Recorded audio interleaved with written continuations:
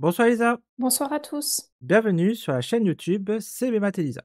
Dans cette vidéo, nous allons présenter un exercice illustratif pour le dossier donc CAPES interne Guyane 2023, le sujet numéro 1. Donc ici, on va proposer un exercice de niveau collège sur le thème des fonctions qui permet de travailler la compétence modélisée. Alors Lisa, est-ce que tu peux nous présenter l'exercice que tu as choisi? Alors, c'est un exercice sur les fonctions qu'on peut présenter à des élèves de troisième qui mêlent des notions de fonctions à travers une étude sur les formules, le prix d'abonnement à un magazine sur l'année. Donc, on compare les différents tarifs proposés. Ici, la compétence modélisée, c'est transformer donc ce problème de la vie de tous les jours en objet mathématique. Donc ici, savoir, quelle droite modélise, les formules, d'abonnement, les formules de paiement, pour, l'achat des magazines et ensuite, c'est aussi la lecture graphique pour, lecture, graphique de pour répondre aux questions, suivantes. Une personne s'intéresse à un magazine sportif qui paraît une fois par semaine. Elle étudie plusieurs formules d'achat du magazine qui sont détaillées ci-après. Formule A. Prix du magazine à l'unité, 3,75 €. Formule B. Abonnement pour l'année, 130 €. Formule C. Forfait de 30 € pour l'année et 2,25 € par magazine. On donne ci-dessous les représentations graphiques qui correspondent à ces trois formules. Première question. Relier chaque formule d'achat à sa représentation graphique. Question 2. En utilisant le graphique, répondre aux questions suivantes. Petit a. En choisissant la formule A, quelle somme dépense-t-on pour acheter 16 magazines dans l'année? Petit b. Avec 120 €, combien peut-on acheter de magazines au maximum dans une année avec la formule C? Petit c. Si on décide de ne pas dépasser un budget de 100 € pour l'année, quelle est alors la formule qui permet d'acheter le plus grand nombre de magazines? Question 3. Indiquez la formule la plus avantageuse selon le nombre de magazines achetés dans l'année. Alors, ici, on va s'aider principalement de ce graphique-là, mais ici, il est vraiment, très petit et il n'est pas très interactif. Donc ce qu'on va faire, c'est qu'on va reproduire ces 3 droites sur GeoGebra. Alors, par contre, ici, donc il va falloir, changer les échelles d'axes. Ce qu'on va faire, c'est axe XY. Alors, je pense que ça va être, oui, alors, on a juste regarder le graphique. Donc on va ici de 50 et 140. Donc on va dire du 1 pour 3, je pense. Donc du 1 pour alors du 1 pour 2, oui. Donc on va à 50 graphique, 1 pour 3 plutôt, oui. Voilà, c'est un peu mieux. OK, donc maintenant on va regarder les différentes droites. Ici, la droite la droite des 1, c'est la droite orange ici. Alors elle commence donc pour x égale à 0, elle commence à y égale à 30. 30. Donc ici, on peut voir dans l'énoncé, si on achète 0 magazine, combien on va devoir payer? Donc 30 ici, euros. 30 €. Donc ici, ce sera plutôt la formule C. La formule C nous propose un forfait de 30 € pour l'année et 2,25 € par magazine. Donc si on me dit que X est le nombre de magazines, achetés, la droite d'équation, pour D1, ce sera Y est égal à 2,25x plus 30. Donc sur GeoGebra, on écrit Y égale à 2,25 fois x plus 30. Et on a donc ici la droite D1. Voilà. Donc ici, on note que D1, ça correspond à la formule C.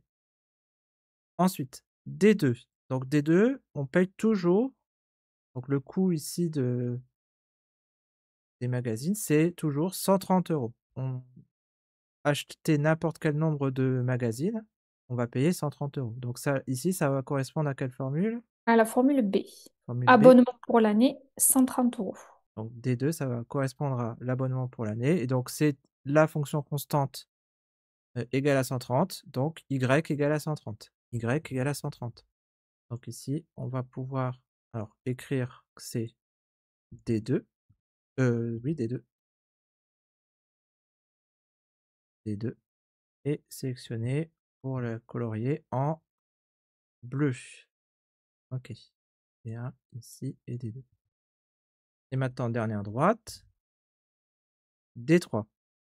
D3, bon pour X est égal à 0, Y égale à 0, donc on ne paye rien si on ne prend pas de magazine finalement et on ici on va payer à chaque fois, heu, quelque chose pour avoir, par rapport à un magazine, on va devoir payer et en fait les prix là, ils vont être proportionnels, le prix va être proportionnel au nombre de magazines achetés. Donc ici, ça va correspondre à la formule Y égale 3,75 x, et donc à la soit la formule 1. mmh, Prix donc du magazine unité, 3,75 €. Et donc ici ici, donc c'est bien une situation de proportionnalité. Graphiquement, on le voit, puisque la droite D3 est alignée avec l'origine du repère. passe par l'origine du repère, oui. Donc ici, ce sera D3. Je vais mettre D3 ici. D3, on va coller la droite et D3 en vert. Vert. Hop, voilà. Et donc on a cette figure-là, la représentation graphique des droites, ici. Et donc, on répond à la première question. Donc Donc on si on oui, résume, on a dit que la droite D2 correspond à la formule B. La droite D3 correspond à la formule A. Et la droite D1 correspond à la formule C. à la formule C. Donc on va utiliser le graphique pour répondre aux questions suivantes. Donc, d'après le graphique, donc pour la formule A, quelle somme dépense-t-on pour acheter 16 magazines dans l'année? Donc ici, on va tracer donc la droite d'équation x est égal à 16 et voir l'intersection. Donc on a dit que A c'était, D3, donc la droite D3, donc il faut voir la l'intersection avec la droite d'équation x est égal à 16 et la droite D3. Donc sur GeoGebra, donc x est égal à 16 et la droite D3. Donc ici, intersection, alors c'est marqué UQ1, OK, et donc c'était H. On obtient donc le point A de coordonnées 16, 60. Donc ça veut dire que si on achète 16 magazines avec la formule A, on va on va devoir payer 60 € 60 €. avec la formule A. On dépense 60 € pour acheter 16 magazines dans l'année. Alors, question B, avec 120 €, combien peut-on acheter de magazines au maximum dans une année avec la formule C? Formule C, on a dit que c'était la droite D1. Donc, on a 120 € de budget. Donc, ce qu'on va faire, c'est qu'on va tracer la droite d'équation Y égale à 120 et voir l'intersection avec la droite D1. On trace la droite d'équation y égale à 120 Oui, et on cherche le point d'intersection entre la droite que l'on vient de tracer et la droite D1, qui est la droite orange, la droite notée F sur GeoGebra. On trouve un point B, qui a coordonnées. Vas-y. pour coordonnées 40, 120, Mmh. ce qui signifie qu'avec la formule C, on dépense 120 € pour acheter 40 magazines dans l'année. Avec la formule C, on dépense 120 € pour acheter 40 magazines dans l'année.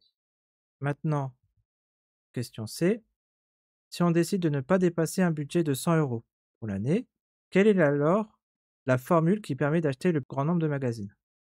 Donc on a on veut pas dépasser un budget de 100 €.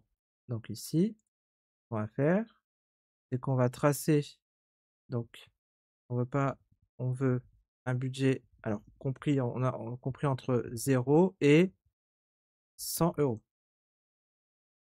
OK? Alors déjà, il faut exclure la formule B, parce qu'on n'aura pas assez d'argent pour, souscrire à la formule B, la formule d'abonnement par année. Donc maintenant, ça va se jouer entre la formule A et la formule C. Donc la formule, hem, Donc la formule A, c'était la droite verte et la formule C, c'est la droite orange. Alors qu'est-ce qu'on peut voir sur, cette, zone ici? D'après le graphique, on constate qu'avec la formule A, on peut acheter 26 magazines et avec la formule C, on peut acheter 31 magazines. Donc, si on ne veut pas dépasser le budget de 100 euros pour l'année, la formule qui permet d'acheter le plus grand nombre de magazines, c'est la formule C. Donc si on décide de ne pas dépasser un budget de 100 euros pour l'année, la formule qui permet d'acheter d'acheter le plus grand nombre de magazines est la formule C. Alors maintenant, on va indiquer la formule la plus avantageuse selon le nombre de magazines achetés dans l'année. Donc ici, on va regarder ici les points d'intersection et voir, ça va, découper notre repère, notre représentation graphique en 3 zones. Déjà, on a une première zone ici qui peut être délimitée avec donc ici la droite d'équation x est égal à 0 et x tel que ici, donc c'est l'abscisse de ce point d'intersection. Et donc le point d'intersection ici, donc ici ça va être le point d'abscisse x est égal à 20. Donc ici on a une première zone, x est égal à 0, x est égal à 20. Donc on peut dire que si on souhaite acheter moins de 20 magazines, il est préférable de choisir la formule A. Donc moins de 20 magazines entre 0 et 20 magazines. La deuxième zone, donc ici on voit que la droite verte va passer au-dessus de la droite, orange. Donc ici, dans cette zone, donc là il est préférable de s'abonner donc à la formule C, donc forfait de 30 € et 2,25 € par magazine.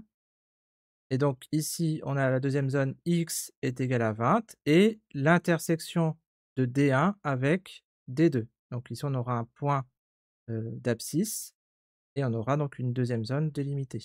44,44.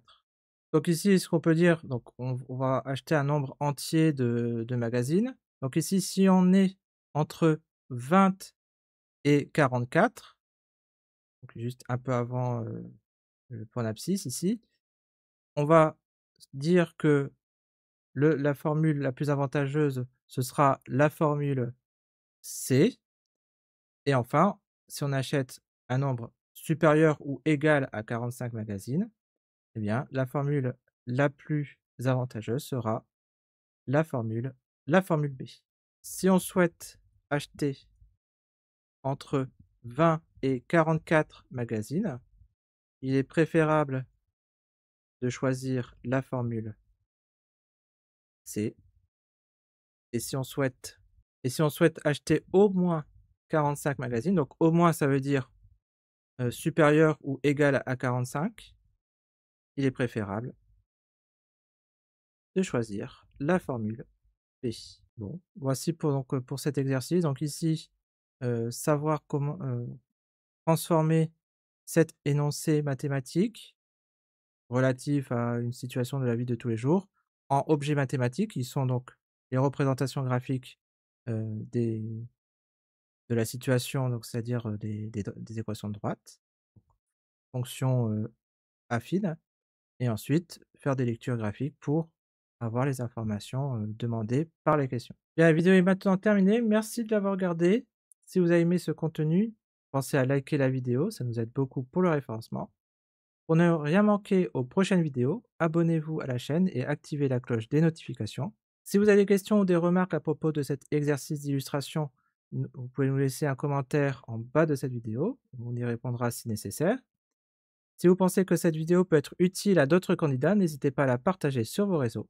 Et enfin, pour soutenir notre travail, vous pouvez retrouver tous les liens utiles dans la description.